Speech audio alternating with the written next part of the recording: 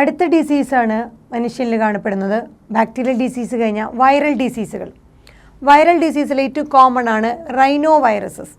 Rhino virus എന്ന് പറഞ്ഞാൽ ഏറ്റവും ഇൻഫെക്ഷ്യസ് ആയിട്ടുള്ള ഒരു ഫോമാണ്.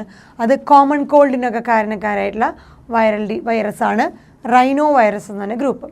സോ ഓരോ വട്ടം കോൾഡ് വരുമ്പോൾ ഈ റൈനോ വൈറസിൻ്റെ പല ടൈപ്പുകളായിരിക്കും നമ്മളെ ഇൻഫെക്റ്റ് ചെയ്യുന്നത്. സോ റൈനോ വൈറസ് ഇൻഫെക്റ്റ് ചെയ്യുന്നത് നമ്മുടെ നോസ്, അതുപോലെ റെസ്പിറേറ്ററി പാസേജിനെയാണ്.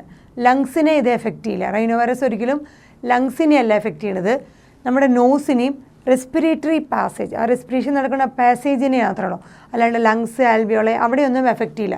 സോ റെസ്പിറേറ്ററി പാസേജിനും നോസിനെയാണ് നമ്മുടെ റൈനോ വൈറസുകൾ എഫക്റ്റ് ചെയ്യുന്നത്. ഇതൊരു വൈറൽ ഡിസീസാണ്. അതുപോലെ നമുക്ക് അതുമൂലം ഉണ്ടാകുന്ന ഒരു പ്രോബ്ലം എന്ന് പറഞ്ഞു കഴിഞ്ഞാൽ, ഒരു സിംറ്റം എന്ന് പറഞ്ഞു കഴിഞ്ഞാൽ നേസൽ കൺജഷൻ. നമുക്ക് നമ്മുടെ നോസ്ട്രിൽസിലൊക്കെ ഭയങ്കര കൺജഷൻ, ശ്വാസം എടുക്കാൻ ബ്രീത്ത് ഇൻ ബ്രീത്ത് ഔട്ടിൻ്റെ ആ ഒരു റെസ്പിറേറ്ററി പ്രോബ്ലം, ശ്വാസതടസ്സം, നേസൽ കൺജഷൻ ഉണ്ടാവും. അതുപോലെ ഡിസ്ചാർജ് ഉണ്ടാവും, ഹെവിലി ഡിസ്ചാർജ് ഉണ്ടായിരിക്കും. നമുക്കറിയാം നമ്മുടെ കോമൺ കോൾഡ് വരുമ്പോഴുള്ള നമ്മുടെ ആ പ്രോബ്ലംസൊക്കെ. സോ നേസൽ കൺജഷൻ, അതുപോലെ നേസൽ ഡിസ്ചാർജുകൾ ഉണ്ടാവും. പിന്നെ സോർ ത്രോട്ട് നമുക്കുണ്ടായിരിക്കും. സോർ ത്രോട്ട് തൊണ്ടവേദന, അതുപോലെ ഹോസ്നെസ്, നമ്മുടെ സൗണ്ട് നോർമൽ അല്ല, ഒരു അസ്വസ്ഥത നമ്മുടെ സൗണ്ടിനുണ്ടായിരിക്കും. ഹോസ്നെസ് ഉണ്ടായിരിക്കും.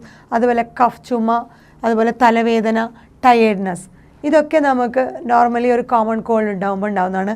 ഇതിനൊക്കെ കോസറ്റീവായിട്ടുള്ള ഓർഗാൻസ് തന്നെ റൈനോ വൈറസുകളാണ്.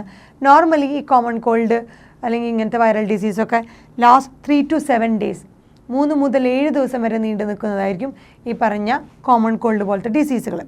ഇനി ഇതെങ്ങനെയാണ് സ്പ്രെഡ് ചെയ്യണമെന്ന് വെച്ചാൽ, ഈ പറഞ്ഞ ഇൻഫെക്റ്റഡ് ആയിട്ടുള്ള പേഴ്സണിൽ നിന്ന് അവരുടെ ഈ പറഞ്ഞ നേസൽ ഡിസ്ചാർജ് അല്ലെങ്കിൽ അങ്ങനത്തെ സ്നീസ് ചെയ്യുമ്പോൾ, അവർ കഫ് ചെയ്യുമ്പോൾ ഒക്കെ വരുന്ന ആ ഡ്രോപ്ലെറ്റുകൾ. So droplets from sneeze of an infected person.